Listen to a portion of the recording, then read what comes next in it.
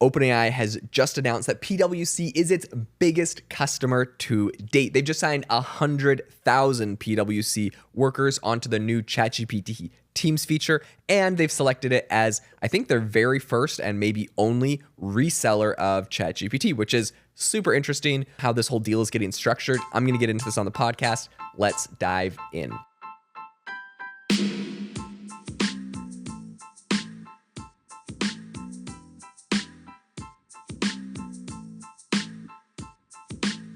So, of course, there's the big announcement. They're going to be having PWC as their biggest customer, 100,000 users. This is pretty big. They launched their ChatGPT Enterprise tier, or their kind of like their Teams tier, back in August of last year.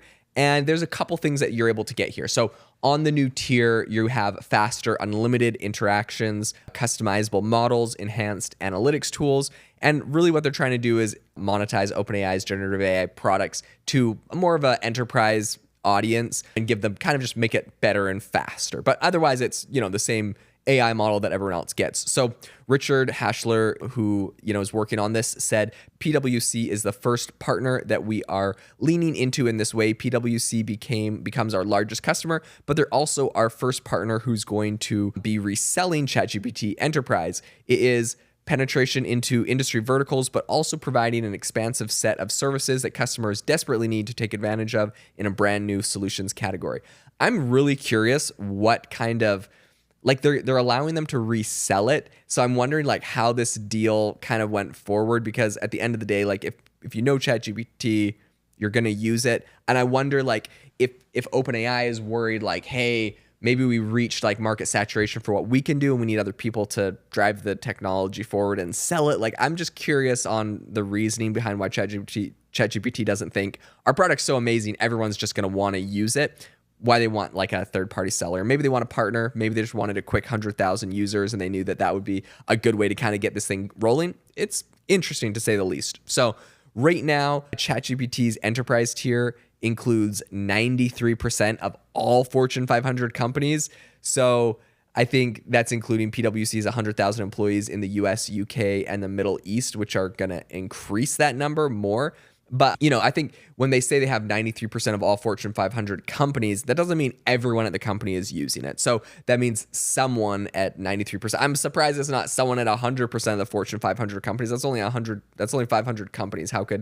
I'm sure it is 100% and it just didn't get reported correctly because, so maybe some company banned it and no one wants to admit they're using it. But Fortune 500 companies, there's definitely someone at every company that's using it. So whatever. What I do think is interesting is getting Brett Greenstein's perspective on this. So Brett Greenstein, he's PwC's generative AI leader. He kind of emphasized that adopting ChatGPT won't threaten jobs, but allow business growth without needing, more employees, AKA you won't need to actually hire people. So it's kind of funny because he's like, don't worry, this isn't going to threaten jobs, but once you use it, you won't need to hire anyone new. So it's kind of interesting. I have heard that right now is a very tricky time to be getting jobs. A lot of people I've talked to, it's just a bit of a harder market right now. Not to say it's impossible and not to say, lose hope or anything, but it is trickier. And I think a percentage of this is as we're adapting to this shift where people are getting these AI tools that make them more efficient.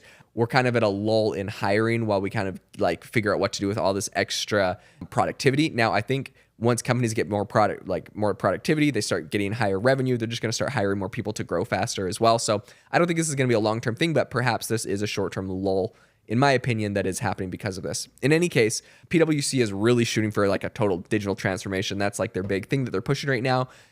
They say they see generative AI as a huge avenue for consulting, which is kind of aligning with their more broad digital transformation strategy, and it gives a bunch of new growth opportunities for their consulting business, whether that's, making custom GPTs and sharing it with clients or just getting their clients on ChatGPT. There's a lot that they can do here, or teaching their clients how to use AI tools like ChatGPT. I think they're excited about the consulting revenue they can make out of this pretty much. OpenAI's head of global alliance and partnerships, Richard Hashler, was talking about the importance of this whole partnership ecosystem for supporting generative AI solution deployment. And he says that PwC right now is the first of a bunch of different people that are going to have this ability to be resell partners. This is interesting to me. some people would say maybe they're leaving money on the table, but I think there's a couple things that could happen here. Number one is just like industry goodwill. And number two, I think you have to think about the fact that OpenAI really has reached, in my opinion, a very big market saturation. People are saying that their user growth is slowing. There's incumbents coming in from XAI that just raised $6 billion at a $26 billion valuation. They have Google Gemini that's coming hot on their heels with a bunch of new integrations into everything. They have Meta that's going to be like a big competitor. They have, of course, Anthropic, which is being used, and I think maybe one of the most direct competitors to ChatGPT. So there's a lot of competition, and I think if they can more than just like get extra distribution from PWC, I don't know how much extra distribution they actually would be getting.